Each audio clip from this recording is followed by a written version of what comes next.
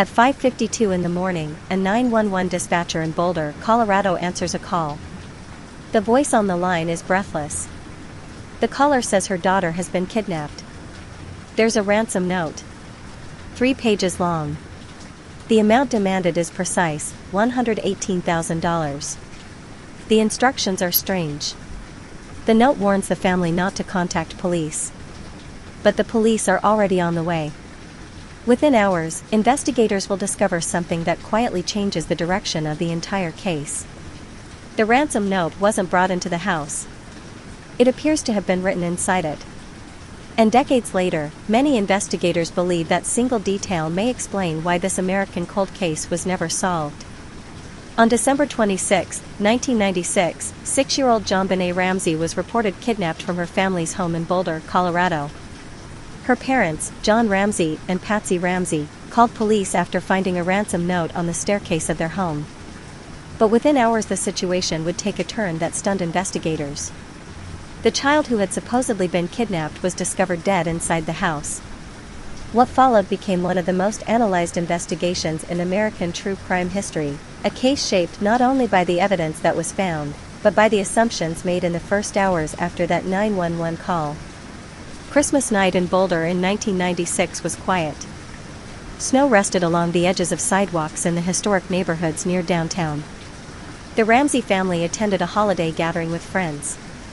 JonBenet, 6 years old, energetic and known locally for participating in children's beauty pageants, spent the evening like many children on Christmas Day, surrounded by adults celebrating the holiday. Her father, John Ramsey, was a successful technology executive who ran a growing software company. The family lived in a large 3-story home on 15th Street, a spacious house with multiple bedrooms, staircases, and a basement level with several storage rooms. By most accounts, nothing unusual happened that evening.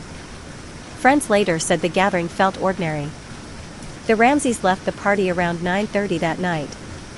According to the parents, JonBenet had fallen asleep in the car on the drive home. John Ramsey later said he carried his daughter upstairs and put her into bed without waking her. The house grew quiet. Lights went off. The family went to sleep. Investigators would later spend years attempting to reconstruct what happened during the hours that followed. At around 5:45 the next morning, Patsy Ramsey said she woke up and began walking downstairs. On the staircase she noticed several sheets of paper. At first it looked like a letter. When she began reading it, she realized it was something far more alarming. The message claimed that JonBenet had been kidnapped. The writer said they represented a small foreign faction. The letter demanded money, exactly $118,000, and gave instructions for how John Ramsey was supposed to withdraw it from the bank later that morning. The note also contained a warning. If the police were contacted, the child would die. Within minutes, Patsy Ramsey dialed 911. Police from the Boulder Police Department arrived shortly after the call. At that moment, investigators believed they were responding to a kidnapping in progress. That assumption shaped the early hours of the case. Officers did not treat the home as a homicide scene. The priority was locating a missing child. Detectives expected the kidnappers to call, just as the ransom note promised. Meanwhile, friends and family members began arriving at the house to support the Ramseys. People moved from room to room. Phones were used. Conversations happened throughout the house. In a kidnapping investigation, those actions are understandable. But in hindsight, many investigators believe this period became one of the most damaging moments of the entire case. Because during those early hours, the crime scene was never fully secured. The ransom note quickly became the central focus of the investigation. Detectives read it carefully. The language stood out. The writer used phrases that sounded almost cinematic. Some investigators later pointed out similarities to lines from popular action movies of the time. The note described a foreign faction and warned the Ramseys not to involve law enforcement. It also contained oddly specific instructions, including the precise amount of money demanded. That amount, $118,000, raised immediate questions. Investigators learned it was very close to the size of John Ramsey's recent Christmas bonus from his company. To detectives, that suggested the writer might have known personal details about the family. But the most unusual detail about the ransom note had nothing to do with the wording. It was the length. Most ransom notes in criminal investigations are short. Sometimes only a few lines. This one stretched across nearly 3 pages. That alone was highly unusual. But a forensic discovery soon made the note even more puzzling. The paper used for the letter came from a notepad inside the Ramsey home. Investigators also discovered the pen used to write the note belonged to the household. That meant the letter was not written elsewhere and brought into the house. It had been written there. Inside the home. The implication was significant. If an intruder committed the crime, they would have spent time inside the house writing a lengthy message before leaving. That detail puzzled investigators. Why would someone risk staying that long in the home of a family they had just kidnapped a child from? The hours passed slowly that morning as police waited for the ransom call promised in the letter. According to the note, the kidnappers would contact the family between 8 and 10 in the morning. The call never came. Inside the house, detectives began asking questions about the previous night. They searched rooms and looked for any sign of forced entry. Doors appeared locked. Windows were mostly secure. The house was large and complicated, with multiple staircases and basement areas that had not yet been thoroughly checked. Around 1 p.m., a detective on the scene made a decision that would change the case forever. She asked John Ramsey and a family friend to search the house again from top to bottom. The instructions seemed routine. Start upstairs. Work downward. Look for anything unusual. John Ramsey eventually reached the basement level. In one small storage room, he opened a door. Inside, he saw his daughter. JonBenet's body was lying on the floor. Her wrists were bound. A cord was tied around her neck. John Ramsey picked up his daughter and carried her upstairs. At that moment, the case changed completely. What had been treated as a kidnapping was now a homicide investigation. But the discovery came after hours in which the house had not been preserved as a crime scene. Multiple people had moved through rooms. Objects had been touched. Evidence may have been disturbed. Those early hours would later become one of the most debated aspects of the investigation. An autopsy later revealed that JonBenet had suffered a severe head injury. She had also been strangled using a cord attached to a wooden handle device sometimes described as a garrote. Medical examiners ruled the death a homicide. Determining the exact sequence of events, however, proved difficult. Investigators could not immediately determine whether the head injury occurred before the strangulation or afterward. As detectives attempted to reconstruct the timeline, their attention kept returning to the ransom note. Because the note suggested a kidnapping. Yet the victim had never left the house. The letter had also been written using materials from inside the home. That meant the person responsible either spent time in the house after committing the crime, or was already inside the home before the family returned that night. Both possibilities raised troubling questions. If it was an intruder, they must have entered the home quietly and remained inside long enough to write several pages of instructions. If it was someone familiar with the house, the ransom note might have been intended to mislead investigators. Within days, forensic examiners studying the Ramsey home located the same notepad used for the ransom letter. They also found something else. On earlier pages of the pad were what appeared to be practice attempts at writing similar messages. Possible drafts. Handwriting samples. The discovery intensified scrutiny of the note itself. Handwriting experts were brought in to analyze the letter. Some believed certain characteristics resembled Patsy Ramsey's writing. Others concluded the similarities were not strong enough to confirm a match. The results remained inconclusive. The uncertainty created a divide among investigators. Some detectives began focusing on the possibility that the crime involved someone inside the home. Others continued exploring the intruder theory, believing the ransom note might have been written by someone attempting to stage a kidnapping. As the investigation continued, one idea kept returning to the forefront. The ransom note had shaped the case from the very beginning. It led police to treat the situation as a kidnapping rather than a potential homicide scene. It delayed a full search of the house. It allowed dozens of people to move through the residence before forensic teams could fully document the environment. Looking back, many investigators believe the ransom note introduced a critical investigative problem. It redirected the first hours of the investigation. And in homicide cases, the first hours are often the most important. In the weeks that followed, the case expanded rapidly. Media coverage spread across the country. JonBenet's photographs from beauty pageants appeared on television screens nationwide. Public debate intensified around the family and the investigation itself. Investigators continued searching for evidence that could clarify the most confusing element of the case. Who wrote the ransom note? Why was it written inside the house? And what did it reveal about the person responsible for the crime? In many true crime investigations, the suspect eventually makes a mistake. A behavioral crack. A small detail that exposes the truth behind their story. In the case of JonBenet Ramsey, detectives would spend years wondering whether that mistake had been sitting in front of them from the very beginning. Written across 3 pages of paper. And misunderstood in the first hours of the investigation.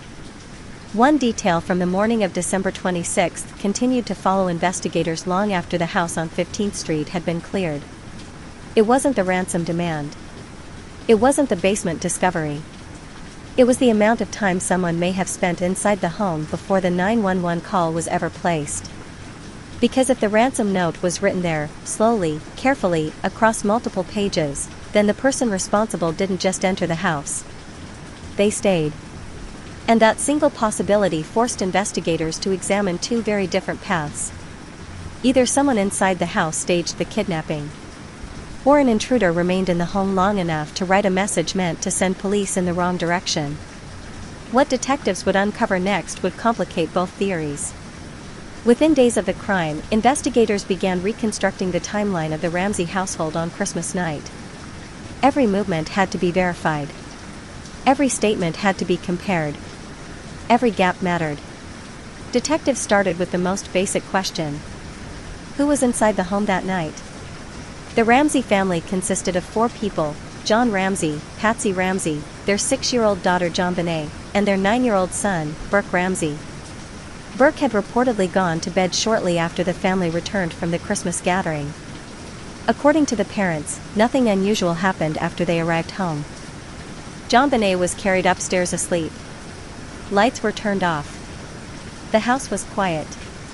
But investigators knew something in that sequence had to explain what happened next. To understand the timeline, detectives began examining the physical evidence collected from inside the house. Fibers, handwriting, DNA, and small details that initially seemed insignificant. The ransom note remained the most unusual artifact in the case. Handwriting specialists were asked to analyze it in detail. Some experts noted similarities between the writing style and Patsy Ramsey's handwriting samples. Others pointed out differences in letter formation and spacing. In forensic handwriting analysis, absolute certainty is rare. Instead, examiners often speak in probabilities. In this case, the opinions varied widely. Several experts concluded Patsy Ramsey could not be definitively ruled out as the writer. Others believed the evidence was not strong enough to implicate her. The result was an investigative stalemate. The ransom note was suspicious. But it was not definitive proof of anything. Meanwhile, detectives began examining the physical environment of the house. One window in the basement attracted particular attention. Investigators found that it had been broken months earlier. John Ramsey himself had previously admitted breaking that window after locking himself out of the house at some point in the past. However, detectives noticed that the window area could theoretically provide access to the basement. There was a suitcase positioned beneath the window. Some investigators believed it could have been used as a step. Others believed the position of the suitcase looked staged. The theory of an intruder entering through the basement window began circulating among detectives. But again, the evidence was not conclusive. If someone had entered through that window on the night of the crime, there should have been clearer signs of disturbance. Yet the physical evidence around the window was limited. As the investigation continued, forensic technicians began focusing on microscopic evidence recovered from JonBenet's clothing. DNA analysis was still evolving in the mid-1990s, but investigators were able to recover a small sample of unknown male DNA from her underwear. At the time, this discovery seemed potentially significant. The DNA profile did not match John Ramsey. It did not match Burke Ramsey. And it did not match Patsy Ramsey. However, the sample was extremely small. Forensic scientists warned investigators not to overinterpret the finding. DNA transfer can occur in ways that have nothing to do with the crime itself. A manufacturing worker handling clothing during production, for example, could theoretically leave trace DNA behind. Still, the existence of unidentified male DNA kept the intruder theory alive. Detectives began reviewing the Ramseys' social circle. Friends, business associates, employees, neighbors, anyone who might have had access to the home or knowledge of the family. At the same time, investigators were also examining the behavior of the Ramsey parents during the early hours of the investigation. Behavioral analysis in criminal investigations often focuses on patterns rather than isolated actions. What people say, what they avoid saying, how they respond under pressure. In the days following the crime, the Ramseys hired attorneys. From a legal standpoint, that decision is not unusual. But it slowed the process of formal police interviews. Investigators wanted immediate, detailed questioning. The family's legal team preferred a more controlled environment. That tension would define the investigation for months. Public scrutiny intensified as well. The image of a child beauty pageant contestant killed inside her own home generated enormous national attention. Media coverage became relentless. Photographs of JonBenet in pageant costumes circulated widely. Commentators began debating theories about the crime. Some focused on the possibility of an outsider targeting the child. Others speculated about conflict within the family. As the public narrative grew louder, detectives attempted to stay focused on physical evidence. One detail continued to puzzle investigators. If the crime involved an intruder, the ransom note suggested that person knew a great deal about the Ramsey family. The writer referenced John Ramsey's business success. They demanded a ransom amount tied to his bonus. They used language that seemed oddly personal. Those elements suggested familiarity. Yet none of the individuals initially examined by detectives could be directly linked to the crime scene.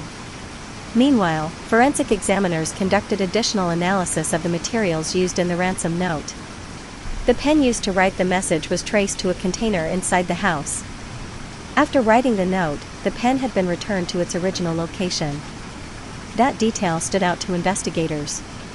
Someone had taken the time not only to write a lengthy letter but also to put the writing instrument back where it belonged. In criminal behavior analysis, small actions like that can reveal something about a person's mindset. Returning the pen suggested composure. It suggested time. And perhaps most importantly, it suggested familiarity with the environment. Weeks passed as investigators continued building the case file. Evidence was catalogued. Witnesses were interviewed. Experts were consulted. In the months ahead, new laboratory analysis, evolving DNA technology, and a controversial grand jury review would push the investigation into even deeper uncertainty. And the case would reach a turning point that changed how many investigators understood what happened inside that house. A turning point that began not with a confession, but with a realization about what the evidence could, and could not, prove. The longer investigators studied the evidence, the more uncomfortable the case became. Because after months of interviews, forensic testing, and timeline reconstruction, detectives were left with an unsettling reality. There was no single piece of evidence that clearly pointed to one suspect. Not a fingerprint. Not a confession. Not a witness. Instead, the investigation had produced something far more complicated, two competing explanations, both with weaknesses. And the longer the case remained unresolved, the more pressure began building inside the investigation itself. By early 1997, the focus of the case had shifted almost entirely toward the people who knew JonBenet Ramsey best. Investigators began re-examining the behavior of the household on the morning of December 26. Not only what had happened, but how it had happened. Why the ransom note had been discovered the way it was. Why certain rooms had not been searched immediately. Why the house had remained active with visitors while detectives were still trying to understand what they were dealing with. In many homicide investigations, detectives rely heavily on behavioral patterns during the first hours after a crime is discovered. Small details, tone of voice, language choices, inconsistencies in timelines, can sometimes reveal more than physical evidence. In the Ramsey case, those behavioral observations began drawing investigators toward the parents. Not because of a single smoking gun clue, but because several elements of the crime seemed difficult to reconcile with the intruder theory. The ransom note remained the center of that discussion. Investigators returned to the document again and again, studying it not only as evidence but as behavior. Writing a 3-page message inside someone else's home requires time, privacy, and confidence. It also requires the belief that no one will interrupt you. Criminal psychologists reviewing the case later noted that the note did not resemble most kidnapping communications. Instead of brief instructions, it contained long paragraphs. Instead of urgency, it contained elaborate phrasing. The message even included references that appeared theatrical, almost performative. That style suggested something unusual. The writer was not just communicating. They were staging. And staging, in criminal behavior analysis, usually serves a purpose. It attempts to redirect suspicion. It attempts to control the narrative of what investigators believe happened. But staging also carries risk. Because the more complex the staging becomes, the more opportunities there are for mistakes. By mid-1997, detectives began pressing more aggressively for formal interviews with the Ramsey parents. Investigators wanted detailed reconstructions of the night of December 25 and the early hours of December 26. The parents had spoken publicly and to the media. But detectives wanted controlled questioning inside a formal investigative setting. Eventually, both John and Patsy Ramsey agreed to extended police interviews. Those sessions became some of the most analyzed moments of the investigation. Investigators were not simply listening for answers. They were listening for patterns. Changes in language. Changes in emotion. Moments where memory became uncertain. In one portion of the questioning, detectives focused on the discovery of the ransom note itself. Patsy Ramsey described finding the pages on the staircase early that morning. Investigators asked her to explain how the note was positioned, where exactly it had been placed, how it had been handled. Those details mattered. Because if the letter had been written inside the house, its placement could potentially reveal something about the writer's intention. But even after hours of questioning, the interviews did not produce the breakthrough investigators hoped for. The Ramseys denied any involvement in their daughter's death. And without definitive physical evidence contradicting their statements, detectives could not move the case forward legally. Meanwhile, forensic testing continued. Laboratories analyzed fibers recovered from the crime scene.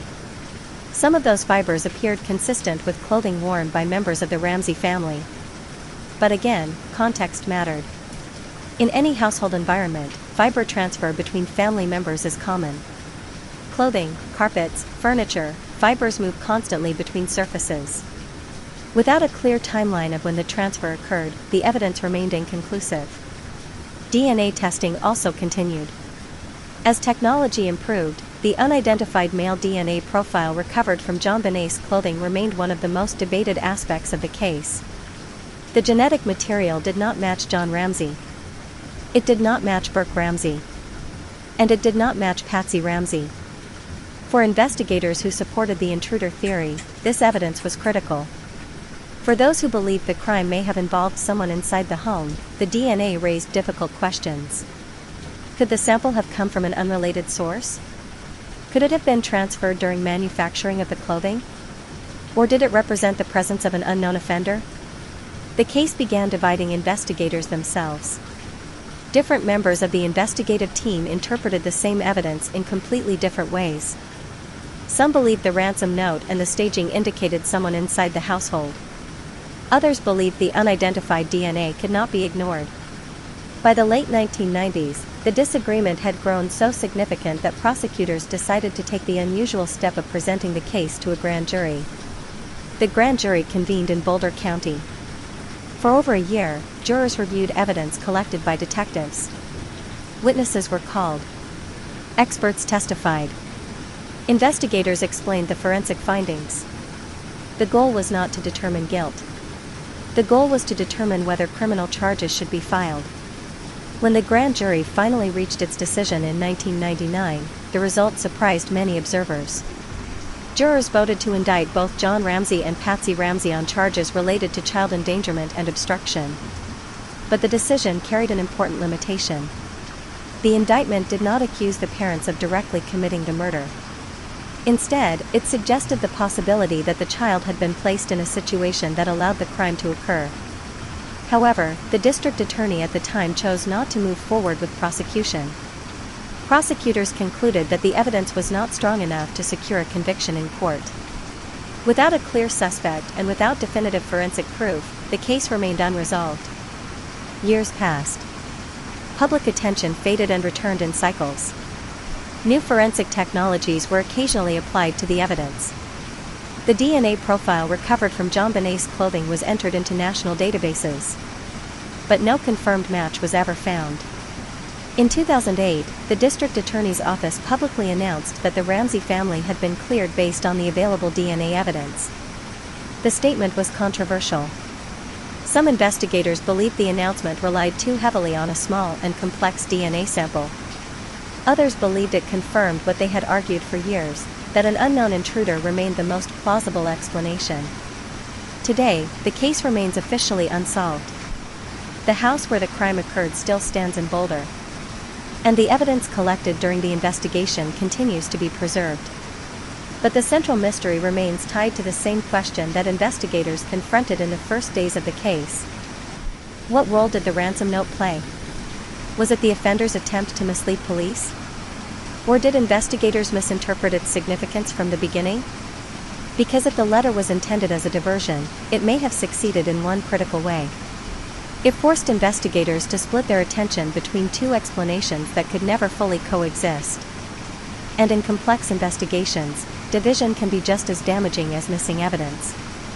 Which leads to the final and most difficult question surrounding the JonBenet Ramsey case.